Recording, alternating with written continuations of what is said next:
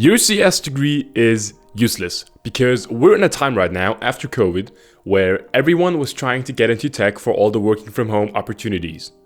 And now, there's a ton of new graduates that struggle to find a job even though they now have their once so sought after CS degree. I'm also going to university for my CS degree, so are we screwed?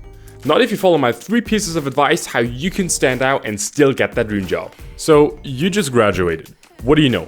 You know C and you know Java as programming languages, and then you know a bit of algorithms and data structures, you know operating systems, you know databases, you know a lot of math, hopefully. But you know C and Java especially. Okay, that's cool.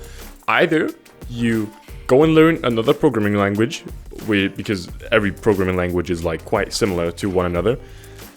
Doesn't really matter. Go build a cool project with it. If you're building a cool project with it, that makes you stand out. That shows that you have an idea of what you're talking about and that you are employable. Because people that can build a big project on their own show that they have the capability to teach themselves a lot of things and to work on stuff independently without anyone holding your hand all the time. For me, that was, oh my god. For me, that was some super simple Twitter clone that I used to teach myself REST APIs and full stack web development. I used MongoDB, Node.js, Express, and React on the front end.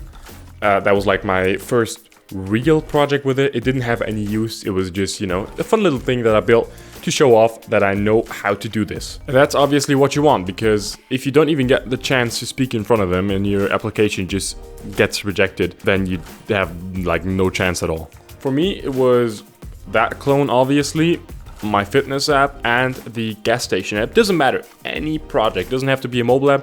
Can be a website. Can be a cool website. It also can be a game engine. You can build a machine learning model. You can build something for facial recognition. Anything.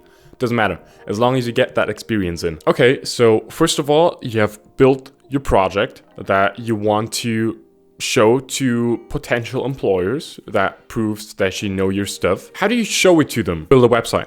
Because with a website, you can show off your skills, who you are, and that you know how to build things.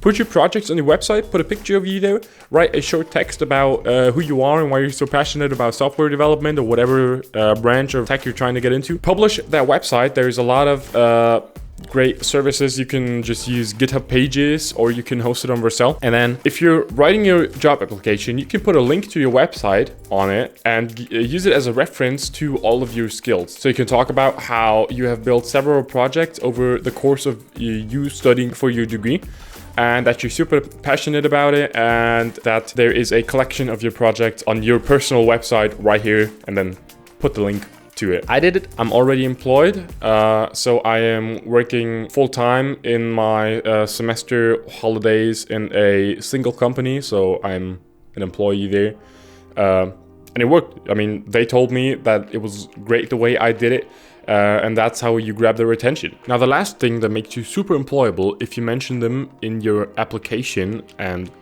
also use them in the project that you will build in the future, is if you know about the things around software development. That means knowing your data structures and algorithms, maybe implementing them into one of your projects. You gotta know Git.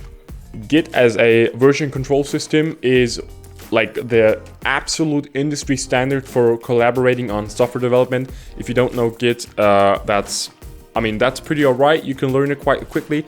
You gotta have at least the basics down. Adding files to the Git ignore, writing commits, pushing, creating branches, merging branches, maybe rebasing, although that's more or less a bit advanced. And then obviously there are certain design patterns like MVC, Model View Controller. If you know about those, if you have built something with those to show off, that's also great. Probably the best advice that I can give regarding this is go to a job website, like one of those websites where you can apply for jobs or find jobs, and look for a software developer or the position that you're trying to get into, and look at the requirements and then study the requirements.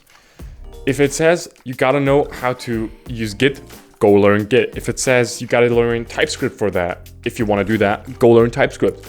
And then testing software. Tests are incredibly important. I don't write tests on my personal projects, but you gotta know how to do it if you're in a large company.